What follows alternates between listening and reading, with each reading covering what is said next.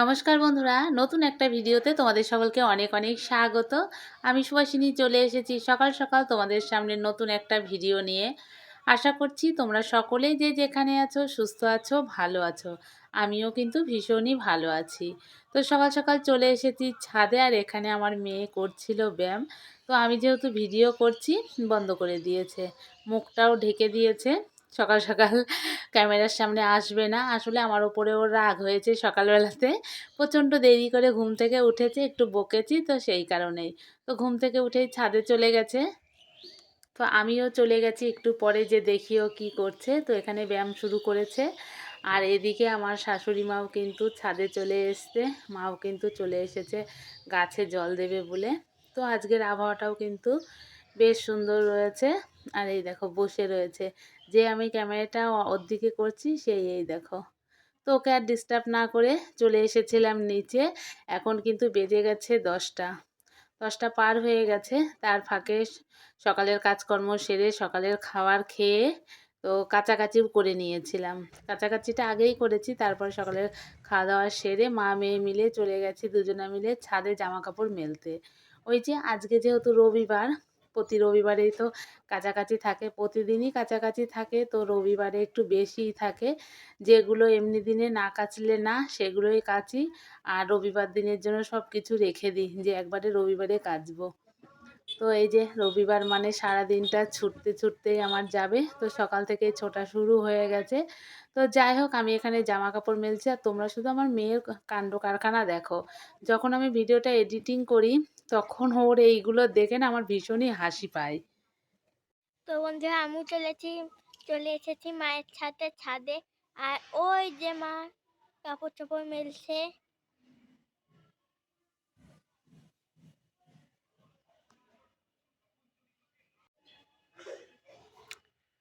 তো বন্ধুরা আমার ঠাম্মি উচ্ছে গাছ লাগিয়েছে, ওখান থেকে উচ্ছে তুলেওছে, আবার নতুন করে উচ্ছে ধরেছে, চলো তোমাদের দেখায়। তো বন্ধুরা এই দেখো উচ্ছে নতুন নতুন আবার ধরছে গাছে, 3টে ধরেছে।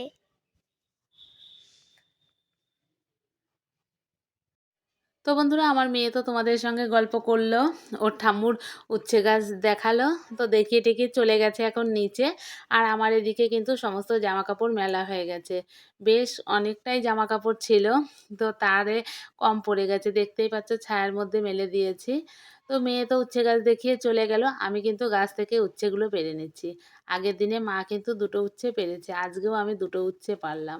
তো এই দুটো দুটো করে পেরে ফ্রিজে রেখে দেবো, যখন একটু বেশি হবে তখন কিন্তু একবার আমাদের হয়ে যাবে সবার। তো যাই হোক, এদিকে কিন্তু দেখছি ছোট ছোট অনেকগুলোই উচ্ছে আবার জালি পড়েছে গাছে। ভীষণই ভালো লাগছে।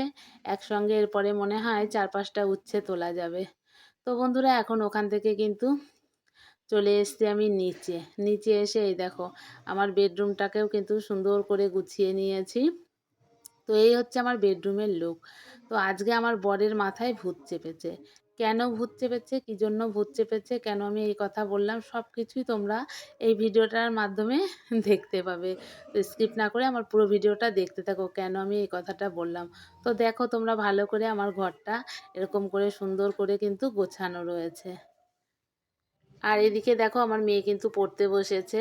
ও সকালে অবশ্য বসেছিল, খাওয়া দাওয়ার পরে আমার সঙ্গে ছাদে গেল। তারপরে এখনও আবার একটু পড়তে বসেছে। এখন কিন্তু 11টা বাজতেও চললো। আর বেশি দিন নেইও কিন্তু ওর পরীক্ষার বাকি, ডিসেম্বরের 3 তারিখ থেকে পরীক্ষা শুরু হবে। তো যাই হোক, এখানে ও দেখি তো বসেছে দুটো পড়তে, ঝুঁটি আমি দুটো কিন্তু দেখা। চলে এসেছি এখন রান্নাঘরে। তার মধ্যে ঝুঁটি দুটো আবার দেখিয়ে দিল। তো দেখো আমার বর আজকে অদ্ভুত এক মাছ এনেছে। কেন আমি এই কথাটা বলছি, এই দেখো আমার বরকে জিজ্ঞাসা করলাম কি মাছ এনেছো, বলছে বাচা মাছ এনেছি। আমি আবার বললাম বাচা মাছ কি, তো কি অদ্ভুত এক নাম। তো বন্ধুরা, তোমরা কারা কারা এই মাছটা খেয়েছো তো জানিও। আমি তো ফার্স্ট টাইম নাম শুনলাম, খাওয়া তো দূরের কথা। তো যাই হোক, এদিকে আমি মাছটা রান্না করব। তো মা এখানে মাছটা ধুয়ে পরিষ্কার করে দিয়েছে, আর এদিকে দেখো রান্না কিন্তু আমি বসিয়েও দিয়েছি। কড়াইটা কিন্তু আমার প্রচণ্ড পরিমাণে গরম হয়ে গেছে তোমাদেরকেই মাছ দেখাতে দেখাতে। তো যাই হোক, যখন কোনো ভিডিও করি না একটু উল্টোপাল্টা তো হয়ই, কাজটা অনেকটাই পিছিয়ে যায়। তো এদিকে চলো মাছটা ভাজতে দিয়ে আমি কিন্তু সবজিগুলো কেটে নেব। আর এখানে কিন্তু আমি বসেও পড়েছি সবজি নিয়ে। ওইদিকে একপাশে আমি মাছ ভাজতে বসিয়েছি। একদিকে আমি বসিয়ে দিয়েছি ভাত। যেহেতু দেখতেই পেলে ১১টা বেজেই গেছে। আর এই যে আমি রান্না করছি আর এদিকে মাছটা ভাজা করছি। বারবার উঠতে হচ্ছে। তার ফাঁকে একবার কিন্তু আমার মেয়েও এসেছিল রান্নাঘরে। আমি মাছ ভাজছি সেটা দেখতে। সবসময়ই পড়তে, পড়তে বা খেলতে, খেলতে যাই করুক না কেন, আমি যেখানেই কাজ করব একটু গিয়ে, গিয়ে দেখে আসবে। তো যাই হোক, এদিকে আমি মাছটা কিন্তু করব আলু বেগুন দিয়ে। আলু বেগুনটা আমার কাটা হয়ে গেছে। আবারও কিন্তু আমি বসে পড়েছি সবজি কাটার জন্য। এখন কাটবো হচ্ছে পালং শাক। আর এদিকে আমার মেয়েকে পড়তে বসিয়েছিলাম। মেয়ে কিন্তু চলে এসেছে। ওর যেহেতু লেখা হয়ে গেছে সেটাই আমাকে এখানে দেখাচ্ছে যে, "দেখো মা ঠিক হয়েছে নাকি?" আমি ওর বললাম, "বইটা নিয়ে আয়।" তো যাই হোক, আর এদিকে দেখো ২ পাশে দুটো ঝুঁটি। এই ঝুঁটি দুটো কালকে আমি ওকে বেঁধে দিয়েছিলাম। তো সবজি-টবজি কাটা হয়ে গেছে। আর এদিকে দেখো মাছের ঝোলটাও কিন্তু আমার হয়ে গেছে। যাই বলো, মাছের নামটা অদ্ভুত হলেও মাছটা কিন্তু খেতে দারুণ ছিল। আমার কিন্তু ভীষণই ভালো লেগেছে। আর এই হচ্ছে আমার মাছের ঝোলের ফাইনাল লুক। আর তোমরা কারা, কারা এই মাছটা খেয়েছো জানিও কমেন্ট সেকশনে কমেন্ট করে। আর এইদিকে দেখো আমি করব হচ্ছে পালং শাকের তরকারি। তো শীত শুরু না হতে হতেই তো চলে আসা শুরু হয়েছে। শীতের সবজি, এখানে সমস্ত রকমের সবজি আমি কেটে নিয়েছি। শুধু কুমড়ো দিইনি কিন্তু ওর মধ্যে, সমস্ত রকম বলতে ওর মধ্যে আমি মূলো, আলু, বেগুন দিয়েছি। আর কিচ্ছু কিন্তু দিইনি। সিম থাকলে সিম দেওয়া যেত। আর এদিকে ফুলকপিটাও একটু ভাপিয়ে নিচ্ছি। এই সমস্ত সবজি দিয়ে কিন্তু একটা তরকারি করব। এই তরকারিটা কিন্তু খেতে ভীষণই ভালো লাগে। তো চলো এটা একটু ভাপিয়ে নিই। তো বন্ধুরা এখন চলে এসেছি রুমে। আর এইদিকে দেখো, একটু আগে তোমাদেরকে বললাম না যে আমার বরের মাথায় ভূত চেপেছে। আমার বরের মনে হয়েছে ঘরে যেরকম করে ফার্নিচারগুলো রয়েছে এগুলোকে চেঞ্জ করা দরকার। তো এর আগের বার ছিল অন্যরকম করে। ও তখনও কিন্তু বলে যে ঘুরাবো, তো তখনও সবকিছু ঘুরিয়েছি। ঘুরিয়ে এরকম করা হয়েছিল। এখন আবার ওর মনে হয়েছে যে এগুলোকে ঘোরানো উচিত। তো সেই কাজ করতে, করতে এদিকে আবার চলে এসেছি আমি রান্নাঘরে। তো দেখো, আর এদিকে আমি তরকারিটা বসিয়ে রেখে গেছিলাম, দেখতে এসেছি হয়েছে নাকি। তো একটু এখনো বাকি আছে। তো ওদিকে কাজ করতে, করতে এদিকে রান্না করছি। তরকারিটা কেমন কি হবে সেটাই ভাবছিলাম যে ভালো হবে কি না। কিন্তু সবাই খেয়ে বলল ভীষণই ভালো হয়েছে। আর আমার মেয়ে তো খেয়ে বলছে, "মা কালকে আবারও করবে?" আর এই দেখো তরকারিটার ফাইনাল লুক। সত্যি কিন্তু খেতে দারুণ হয়েছিল। যদি এর মধ্যে সেই ডালের বড়ি দেওয়া যেত আরও কিন্তু টেস্টি হতো। তো যাই হোক বন্ধুরা, রান্নাবান্না সেরে চলে এলাম। আরও কিছু রান্না করা যেত কিন্তু আমার টাইমের অভাবে আর আমি রান্না করিনি। যেহেতু অনেকটা টাইম চলে যাবে আরও কিছু রান্না করতে গেলে। আর এদিকে দেখো শুরু করে দিয়েছি দুজনে মিলে সব কিছু ঘোরানোর। আর আমার মেয়েও কিন্তু অনেকটা হেল্প করেছে। খাট থেকে সমস্ত জিনিসসহ বক্সের মধ্যে ঢুকে গিয়ে বের করেছে। অনেকটাই হেল্প করেছে আমাদেরকে। আর এদিকে দেখো, এদিকে আমরা এইটা মানে খাটটা ঘোরানোর পরে আলমারিটাও ঘুরিয়ে দিয়েছি। আর শোকেসটা ওইখানে রেখেছি, মাঝে একটু ফাঁকা রেখেছি খোলার জন্য। তো পরে দেখছি কি মানে বেমানান লাগছে, একদমই বাজে লাগছে না। আবার সেটাকে কিন্তু ঘোরানো হলো। তো এই করতে, করতে আমাদের কিন্তু অনেকটা সময় পার হয়ে গেছিল। তো বন্ধুরা সেই তখন তোমাদের সঙ্গে কথা হলো, আর তো কোনো কথা বলতে পারিনি। বুঝতেই পারছো প্রচণ্ড ব্যস্ততার মধ্যে ছিলাম। আর এখন বেজে গেছে 4:45। যেহেতু আজকে রবিবার, মেয়ের ছিল নাচের ক্লাস, দেবা যাচ্ছে দিতে। আমি আর আজকে যাব না, প্রচণ্ড কাজ আছে। আর সারাদিন এত মানে এ কাজ সে কাজ, আমার আর ভালোও লাগছে না যেতে। তারপরে ঘরের সমস্ত কিছু এখনও ঠিকঠাক করে গোছানো হয়নি। তো মেয়েকে টাটা করে আমি চলে এলাম ছাদে। এই যে জামাকাপড়গুলো মেলেছিলাম, এর মাঝে কিন্তু এসে জামাকাপড়গুলো একটু উল্টিয়ে পাল্টিয়ে দিয়ে গেছিলাম। যেদিকে ছায়া পড়েছিল সেদিকে নিয়ে আবার রোদের দিকে দিলাম। সবকিছু তো আর তোমাদের সঙ্গে সেইভাবে শেয়ার করা হয় না। সারাদিন বুঝতেই পারছো প্রচণ্ড ব্যস্ততার মধ্যে দিয়ে কাটে। আর ওই মাও কিন্তু চলে এসেছে ছাদে। মা এসেছে ছাদে গাছগুলোতে একটু জল দেবে।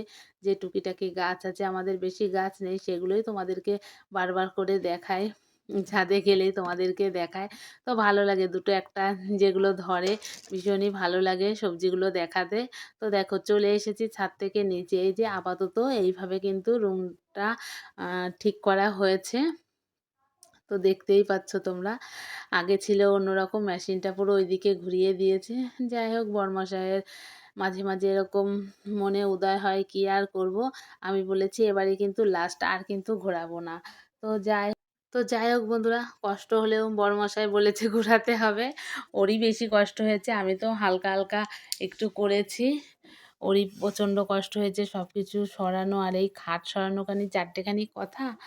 তো যাই হোক, এখন আমি এই যে জামা কাপড়গুলো নিয়ে চলে এসেছি ছাদ থেকে, এগুলোকে একটু গুছিয়ে নেব। আজকে যদি ঠিকঠাক করে গুছিয়ে না রাখি, সকালে আবার বেরোনো আছে, কালকে তো টাইমই পাবো না। তো সেই কারণে এখানে গোছাচ্ছি, এক এক জায়গার জিনিস জায়গায় রাখছি। ওর দেবার জামা কাপড়গুলো পাশের রুমে হ্যাঙ্গারে আমি ঝুলিয়ে রাখবো, ওখানেই ওরগুলো ঝোলানো থাকে। তো এই করছি, এইভাবেই আজকে সারাদিনটা চলেই গেল ব্যস্ততার মধ্যে দিয়ে। তো কেচেছিও কিন্তু আজকে অনেকগুলোই জামা কাপড়। তো এই কারণেই আমি আর মেয়ের সঙ্গে গেলাম না নাচের ক্লাসে। মেয়েকে বললাম, "তুই আজকে একাই যা, ভালো লাগে না।" এখন যদি আমি মেয়ের সঙ্গে যেতাম, বাড়ি এসে আর আমার কোনো কাজ করতে ইচ্ছা করতো না। তো সেই কারণে আমি আর গেলাম না। আর ওই কুর্তিটা ভাঁজ করলাম, ওটা আমি মিশো থেকে নিয়েছিলাম। ৳২২৫ র কুর্তি। এর আগে দুবার পরেছি, আর কখনো পরা হয়নি। তো ভাবলাম যে ধুয়ে দিই, ওটা আবার পরবো। তো একে একে দেখো সবকিছুই কিন্তু আমার গোছানো হয়ে গেল তোমাদের সঙ্গে গল্প করতে করতে। এবার আমি এক এক জায়গার জিনিস এক এক জায়গায় রেখে দেবো। তো এই যে শোকেসটার মধ্যে কিছু ভরে দিচ্ছি, কিছু আলনায় রাখছি, কিছু পাশের রুমে রাখছি, দেবারগুলো হ্যাঙ্গারে ঝুলিয়ে রাখছি, নিতে সুবিধা হবে। তো সবকিছু হাতের কাছে থাকলে প্রচণ্ড ভালোই লাগে। এলোমেলো হবে না বলে ওইজন্য আমি পাটপাট করে জিনিস জায়গায় গুছিয়ে রাখছি। তো মোটামুটি দেখো সব কাজকর্মই আমার হয়ে গেছে। এবার আমি সোফাটা একটু ঝেড়ে নিলাম, বিছানাটা ঝেড়ে নিলাম, ঘরটা ঝাড় দিয়ে নেব। তারপরেই কিন্তু ঘরটা মোটামুটি আমার গোছানো হয়ে যাবে। তো ঘরটাও আমি ঝাড় দিয়ে নিয়েছি। আর এই দেখো, এই হচ্ছে আমার রুমের ফাইনাল লুক। আর এই যে আমি এখানে পেতেও নিয়েছি কিন্তু কার্পেট। এই দেবা ঠান্ডা নয় পড়তে, কার্পেট পাতো, কার্পেট পাতো। তো সেই কারণেই কিন্তু এই যে ঘোরানো। তো এইভাবে করলে কি হয় বলো তো, মেঝেতে অনেকটা জায়গা থাকে। তো সেই কারণেই এত কষ্ট করে কিন্তু ঘোরানো হয়েছে। তো তোমরাই বলো বন্ধুরা, আমার রুমের আগের লুকটা বেশি ভালো ছিল, না এই লুকটাই বেশি ভালো ছিল?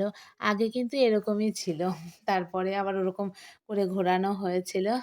আর এদিকে মেশিনে রয়েছে অনেক কাজ, এরপরে আবার কাজে বসতে হবে। তো বন্ধুরা, তখন তোমাদেরকে বললাম যে অনেক কাজ রয়েছে, কাজগুলো করব। কিন্তু তারই কিছুক্ষণ পরে মেয়ে চলে এসছে। মেয়ে এসে বলছে, "মা, আমার প্রচণ্ড পরিমাণে খিদে পেয়েছে। বাবা কিছু খাওয়ায়নি।" ওর ১ম অভিযোগ, ওর বাবা কিছু খাওয়ায়নি। আমি বলেছিলাম, "তোর বাবাকে বলবি ভেজিটেবিল চপ খাইয়ে দেবে।" তোর বাবা খাওয়ায়নি, প্রচণ্ড পরিমাণে রাগ হয়ে গেছে। বাড়ি এসে বলছে, "আমার প্রচণ্ড খিদে পেয়েছে। আমাকে ব্রেড আর হচ্ছে দাও, বাটার দাও। ব্রেডটাকে ভালো করে একটু সেঁকে দাও তো, আমি খাবো।" তো এখন চলে এসেছি মেয়ের আর মেয়ের বাবার সন্ধ্যার টিফিন গোছাতে। এখানে মেয়ের বাবার হচ্ছে বাটার দিয়ে, চিনি ছাড়া, আর মেয়ের হচ্ছে চিনি দিয়ে। তো এই গোছাতে গোছাতে আবারও একটু দেরি হয়ে গেল। তো তখন আর মনে হচ্ছিল না যে আর কাজ করি। সত্যি কথা বলতে পরে আর আমি মেশিনে বসিনি। আমার একদমই ইচ্ছা করছিল না। তখন মনে হলো, যা, সারাদিনটা তো এই সংসারের পেছনে ছুটতে ছুটতেই গেল। নিজের জন্য তো একটুও সময় সারাদিন বের করতে পারলাম না। তো এখন চলে এসেছি একটু হাতে-টাতে তেল দিতে, বসে পড়েছি। ভাবলাম একটু নেল পালিশ পরি। কতদিন নেল পালিশ পরি না। সারাদিনে নিজের জন্যও তো একটু সময় বের করা উচিত। তো এখন আর অন্য কোনো কাজ করব না। নিজেকেই একটু সময় দিই। তো সেই কারণেই বসে পড়েছি এখানে। তো বন্ধুরা তো বন্ধুরা প্রত্যেকটা মানুষের কিন্তু সারাদিনে কিছুটা সময় হলেও নিজের জন্য রাখা উচিত। কিন্তু এত ছুটতে ছুটতে নিজের জন্য আর সময় দেওয়া হয় না। তো আজকের মতো ভিডিওটা কিন্তু এই পর্যন্তই থাক। আমি এখন একটু সাজুগুজু করছি, করে নিই। তো চলো আবার দেখা হবে নতুন কোনো ভিডিওতে। ততক্ষণের জন্য তোমরা ভালো থেকো, সুস্থ থেকো। টাটা।